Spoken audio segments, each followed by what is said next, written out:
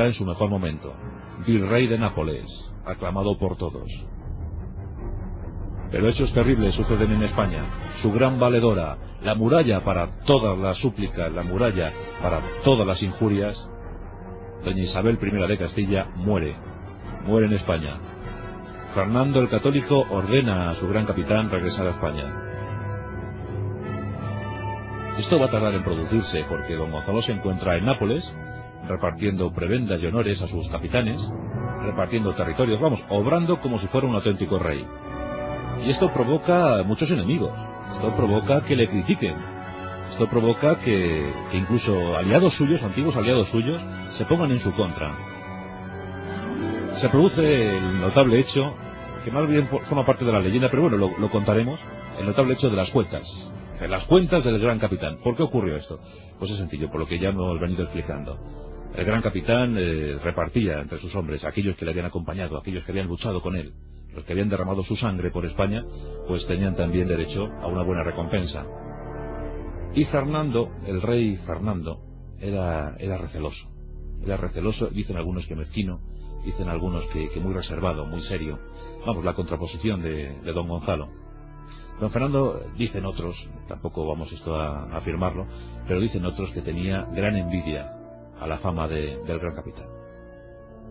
Pues don Fernando le pide cuentas, instado por los conjurados, le pide cuentas a don Gonzalo Fernández de Córdoba, pide cuentas de por qué se ha gastado tantas sumas en aquella guerra. Los inquisidores fueron con muchos libros para decir que no cuadraban las cuentas, que por qué había ocurrido esto, que había que, sin duda alguna, hablar de prevaricación, había que hablar de malversación de fondos.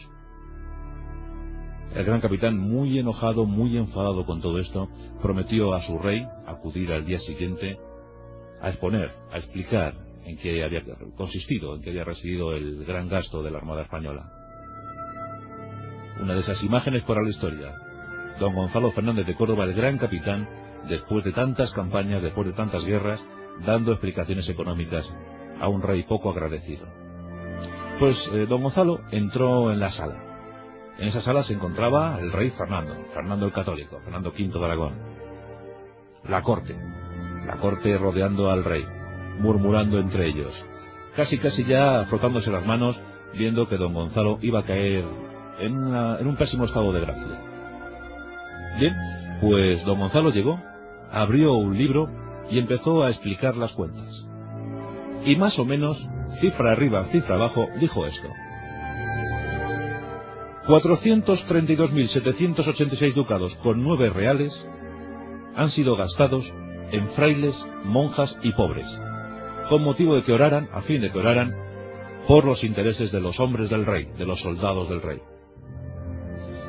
786.427 ducados con 8 reales han sido gastados en picos, palas y azadones para enterrar a los soldados caídos a manos de los soldados del rey. 60.000 ducados han sido gastados en guantes perfumados para evitar que el hedor de los enemigos cubriera a los soldados animosos del rey de España. Otros 700 millones de ducados han sido gastados en espías para que informaran a los ejércitos del rey sobre los movimientos del enemigo. Y 300 millones de ducados han sido gastados para calmar el enojo que me produce ver a tanto imbécil diciéndole al que dio tantos reinos a España que si ha gastado o no ha gastado dinero.